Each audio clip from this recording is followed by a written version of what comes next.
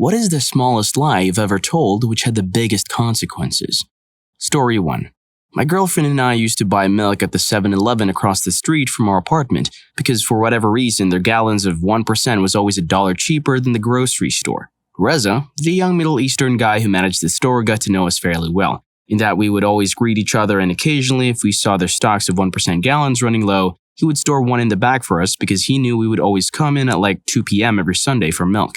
The week before we took a vacation, the girlfriend was studying her ass off for her exam, so I did the grocery shopping alone. Because we were leaving midweek for our trip, I only bought a half gallon of milk. Reza assumes the worst. He assumes that we've broken up. He asked where she was and I just kind of grumbled, ready to launch into explaining how her test was tomorrow and whatnot.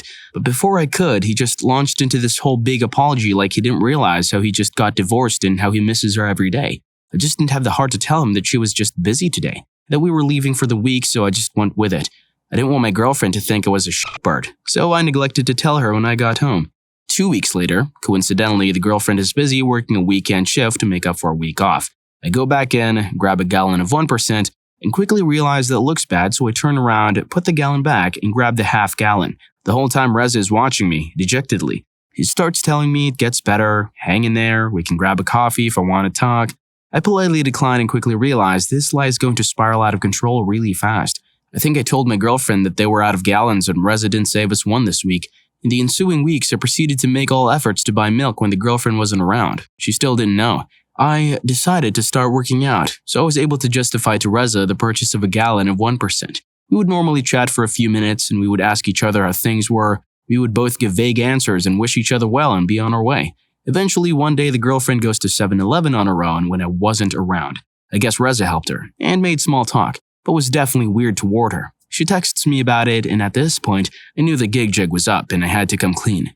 When I get home, I explain everything to her, and she laughs and calls me an idiot, but at the same time thought it was cute for me to keep up the facade and commiserate with Reza, who was clearly dealing with some of his own issues. She decided that we needed to stage a reunion. So the following Sunday, we waltzed in, arm in arm, looking cheery. We could feel his eyes following us around the room. I made eye contact with him once or twice. He was trying desperately and failing to hold back the biggest knowing grin I've ever seen. Finally, we get to the checkout and he starts wringing his hands and finally bursts out about how he was rooting for us and how happy he was that we worked it out. The look of excitement and happiness on Reza's face was probably one of the most uplifting moments I've ever had. He told us repeatedly how we give him hope and how not the whole world is evil. Holy crap. Glad we could help you, Reza. Sorry I lied about the milk. Story 2. Once when I was around 6 or 7, my mom brought home some delicious chocolate and gave some to me. I loved this stuff and stole the bar that she had saved for my stepdad. He comes home and my mom can't find the chocolate. She asks me what happened to it. I blame Duncan, our dog, knowing that he often eats things off the counter. I didn't know at the time that chocolate was toxic for dogs. My mom goes terribly pale and rushes Duncan to the vet, and he has to throw up. I felt terrible about this as I thought it was because he stole the chocolate and was some form of punishment. The next day she brings home more chocolate. Nobody told me that it was for Duncan's own good that he was taken to the vet. So feeling bad for doing this to Duncan, I gave him my chocolate this time, thinking he deserved it after taking one for the team last time. Later that night, my mom asked me how the chocolate was. This time I decided to tell the full truth, but explained that I gave the chocolate to Duncan this time as I felt bad for getting him in trouble the first time. So another late night trip to the vet, and I finally was told that chocolate is toxic for dogs. Duncan was fine in the end, and for the rest of his life, I snuck his meat and other things that would not kill him. Now, the twist is that the very expensive vet trips cost a lot of money, which prompted my mom to take a look at our expenses. She found that my then stepdad was having an affair, and then got a divorce. Story 3. My first year walking to school alone was the 7th grade, and I was late a lot. It got to the point where the teacher told me I would have to do all the day's chores, putting chairs down in the morning, wiping boards clean, cleaning after lunch, etc. if I was late again. Well, the next day I was running late as usual. Being a lazy sob, I knew I had to do something to get out of the daily chores. So when the teacher asked me why I was late, I thought back on the assembly we had a few weeks prior on school safety. So I told the teacher that a strange man pulled up to me when I was coming into the school grounds and asked me to come with him to see some puppies. I honestly thought that would be a good enough excuse, and it would be the end of it. Nope. The school was suspended for the rest of the day. The police were called, and my parents were called in, and I was interviewed for the entire day. I had to describe the man, the car, everything. They ended up hiring a security officer for the grounds because of that incident and put in a few new cameras. We had monthly school assemblies because of it too. And it was all for nothing, because less than a week later I was late again and had to do all the daily chores. Story 4. Once when I was really young, maybe 6 or 7, my family was out for pizza, and I told them that I was off alone, that a man had asked me to come out to his van for candy. I have no idea why I did it. I'm sure I was just parroting something I heard in one of those stranger danger videos, but I threw it out there thinking people would be impressed. I said no or something. Well, all of a sudden there are police everywhere. The whole pizza place is basically evacuated. The police are grilling me about what he looked like, and I'm making up a description on the spot, something like blonde hair, green plaid shirt, etc. Well, a few minutes later, the police came out with a guy who looks exactly like the description I gave, and I quickly told them that it wasn't him. Thank God I didn't ruin that poor man's life. After all that, I thought it was done, but I got so many cards, balloons, and toys from relatives, family, friends, and teachers. There was a write-up in the local newspaper, etc. Blew up into this huge deal. For a really long time, I never told anyone, and for some reason, a few years ago, in my late teens, early 20s, I remembered this incident and felt super guilty about it. So I called my mom out of the blue to explain that I made it all up. I'll still never forget her reaction. That's a weird thing to lie about. Story 5. When I was 7 or 8, my friend and I were playing underneath her deck. They had a rickety pool ladder that was meant to let you get into their above-ground pool. We were just chilling, playing with invisible dogs or some shit, when we looked up and noticed some twigs sticking out from the rafters on the underside of the deck. The big red animal lights started flashing in our heads, and she held the ladder still while I climbed it up. We found a robin's nest with 4 eggs in it, and I can still remember to this day what they looked like. I've always liked the color. Being little and stupid, we pulled the nest down and went to go show my mom. My mom opened the door, saw the nest, and immediately said, "Where did you guys get this?" Being little and stupid, I immediately said, "We found it on the ground near the pool." My mom was angry, but I didn't understand why. She said something about the mama bird not wanting the eggs anymore and called my dad down.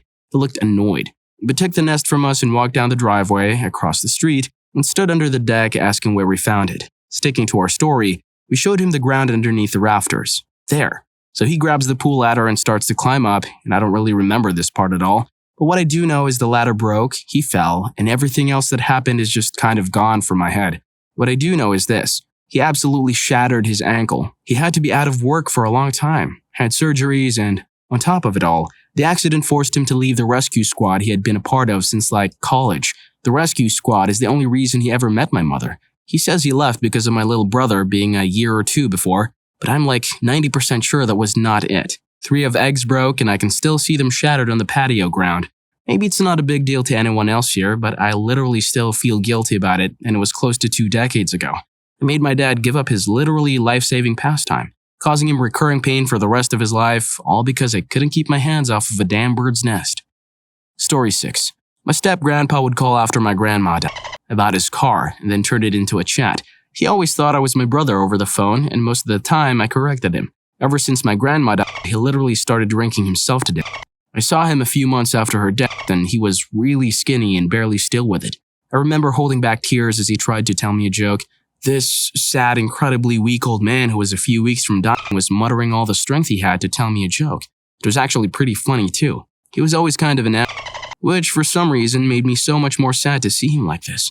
I sometimes wonder why that is. Fast forward a few weeks. He called our house to speak to my brother, who is a mechanic, to ask him a question. About his car, I answered, and again he thought I was my brother. I tried probably about 10 times to correct him, but he kept talking without much of a chance for me to say, "Let me go get my brother." Anyway, the small lie is that I had a 20-minute conversation with my step-grandpa who thought I was my brother the whole time. He asked me a lot of personal questions, and I did my best to answer them the way I thought my brother would. I don't know why, but for some reason, when I remember this, it makes me feel horrible. Also, this was likely the last time he talked to anybody before he went to the hospital and died. Story 7. Not my lie, but was told to me by my college roommate, and has pretty much appended everything I ever thought I knew about the world or the human condition. On the first day of college, I and my 3 roommates, randomly assigned, never met, moved into our apartment. It happens to be my roommate Marco's birthday on the day we move in. He casually mentions that he just turned 18. We wish him a happy birthday. Nothing out of the ordinary, right? Wrong. Fast forward to 3 years later, exactly 3 years to this day. We take Marco out for dinner on what should be his 21st birthday, obviously intending to pour drinks down his throat until he can't remember his name. We're at the table telling the waitress to take care of him. It's all on us. He just turned 21, break out the beer bong, etc. She cards him kind of as a joke, looks at his ID and goes, You just turned 22? Not 21. We all assume she made a math error, but he sheepishly just nods his head and grabs his ID back. At this point, we can't just pretend as if nothing happened and ask him how old he has turned on that day. He looks around like he's looking for an escape route and eventually says, 21. I'm skeptical at this point, so I ask to see his ID. He hesitates but realizes there's no way out and hands it to me. Sure as the sunrise, this kid is 22 years old. At this point, the waitress has been standing around awkwardly for a few minutes and eventually just pieces out. Now you may be thinking that this was one casual lie or mistake that he made on the very first day. He just never had reason to correct. But think back to college. Think of all the subtle lies this kid must have told me, or other roommates, hell, almost everyone he ever met over those 3 years, to never ever let it slip that he's actually a year older than we all think. We even went through basically an entire year of not being able to buy alcohol, thinking he was 20 like the rest of us, when he was actually 21. I can't even count how many parties we had where we had to hustle hard just to get a couple of cases of natty ice. This guy could have solved them all by just admitting his lie, but he never did. This hit me really hard, and for the life of me, I still cannot explain why I'm so confused, upset, and offended by this. For weeks afterward, the only conversation we would have is me asking him why he would lie about something like that, how many times he must have almost slipped up and told us the truth, and just why on earth he would go so all in on such an inconsequential lie. He never had an answer at all. Not even, I was trolling, or I thought it would be funny. Just kind of shrugged and went, I don't know. That's got to be what gets me the most. The possibility that there really was no reason for this lie, and that I just got trolled for 3 years because this guy accidentally said 18 instead of 19, and was too embarrassed or lazy or whatever to even correct himself. It's now 6 years later, and this thought train still keeps me up at night sometimes. Story 8. When I was like 11, I wanted to get out of my school the next day. So on the way home from a Super Bowl party with my mom, I started acting like my stomach hurts. She said she'd give me something at home for my stomachache. Knowing this wouldn't get me out of school, I started fake crying and said it really, really hurts. By this time, we were already in the driveway of our apartment. She looked at me and said, I'm gonna take you to the hospital, but if you're faking, I'm gonna beat your ass. Mexican household. So I stuck to my story and continued sobbing and saying it hurts. We get to the hospital and they don't know what was wrong with me, so they want to do a CAT scan of me. My mom agrees and off I go. After the scan, the doctor told us he thinks my appendix looked a little inflamed, and that was probably the reason for the pain. I literally had no pain or discomfort anywhere, and that they wanted to remove it, which means surgery. My heart sank at the news, but I knew I couldn't confess now. I was too deep.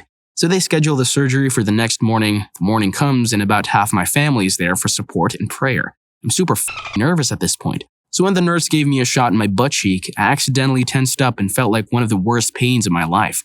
They take me into surgery and everything went fine. The surgeon even came to recovery and showed me my appendix, which was awesome. I stayed in the hospital for about a day, then I went home. But before that, the doctor told my mom I couldn't go back to school for about 2 weeks while the cuts healed, which was also awesome. Even better, my church Royal Ranger group visited me at my house and brought me this big basket filled with snacks and candy. It was the best 2 weeks of my life. My mom made my brother get me what I wanted because she didn't want me moving around. I just played video games the entire 2 weeks. Then I had to go back to school.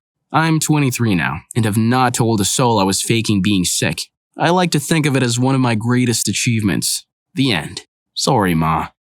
Story 9. So I have to say off the bat, this is not my story about my best friend Johnny's. This story takes place when Johnny is in the 5th grade. Johnny is 75% Italian, and for whatever reason, he already had the notion in his head that as an Italian stallion, he has been graced with a large and he wasn't afraid to brag about it even at the young age of whatever age you are in the 5th grade.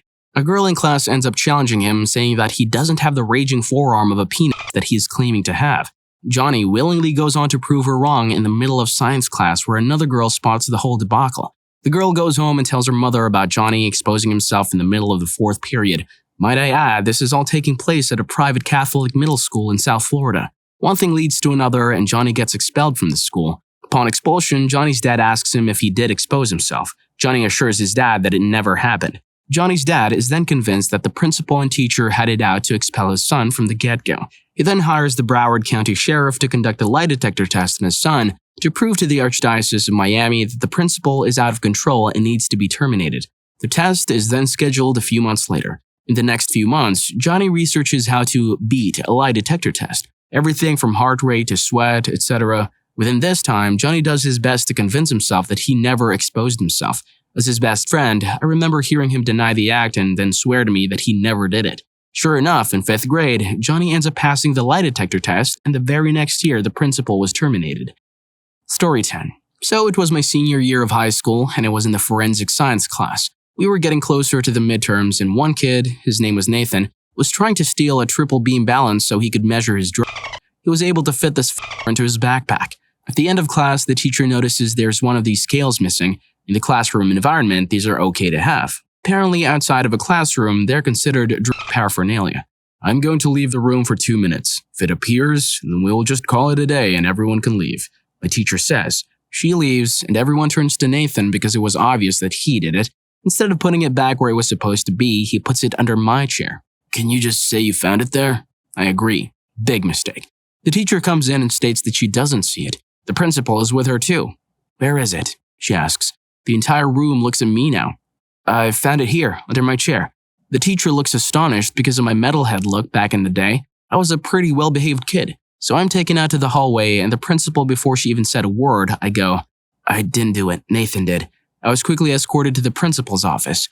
Now I'm going to hold you here for a quick second because this detail is pretty important. I went camping several days before and got my arm stuck in a thorn bush, causing scrapes and small cuts all over my arm. So I'm sitting in the office waiting to be talked to, and that is when Nathan is also escorted in as well, except he's taken right into the office and I'm brought into another. There is the principal and the school psych counselor. The principal asked if I had any issues at home, and the psych counselor started to jump in. I sat there for several hours wondering what it was all about. That's when they asked why I had a small package of safety razor blades in my locker. They were for a tech class I was taking at the time, and the school thought I was cutting myself or something. This big whole thing happens. The principal realizes that this was all just a huge mistake. There was nothing more or less to the situation. He ended up getting me lunch that day. It also turns out that Nathan got suspended for a week. My entire class came down to the office and backed me up, saying that it wasn't my fault. It was a good time. Also, Nathan, it's been 10 years. You don't have to be weird when you see me. Story 11. So when I was in college, I played on one of the university's athletic teams. Some background for those that haven't been around college athletics. On away trips, you're given a visiting team locker room to change and shower in after your practices in the game. Most of the time, they try to put the visiting team some distance away from the opposing or home team. It keeps the players from fraternizing or having pre- or post-game conflicts, or whatever else may arise, I guess. Sometimes, there aren't any other locker rooms available though, so you'll occasionally see the opposition before you hit the field. As I was walking by the locker room, I saw that one of the signs had the name of one of our players on it with $10 written under her name. So of course, when I came back to the locker room, I had to share this gossip. I figured them having out a bounty on injuring one of our players would get us all fired up, you know? Well, I and another player decided to do a second walk-by of the other team's locker room to take another gander at the sign. When we walked by, I realized that I had misread it. It didn't say the girl's name $10. It said, Anne has body odor, and had a drawing of some testicles. Has was written easily small, so I hadn't seen that part, and the body odor was kind of sloppy, so I guess I had misread it as $10. Well, anyway, my teammate and I decided to not tell the rest of the team that I had misread it because we didn't want to hurt the girl's feelings. Yes, I know, I'm an idiot. Well, turns out that the player that the sign is about does end up getting somewhat seriously injured in the game. Her parents got a lawyer and wanted to sue even after I told everyone that the sign didn't really have a bounty on her. Just an insult. I felt terrible about it, and it pissed my coaches as well as my teammates off. I should have just told the truth to begin with.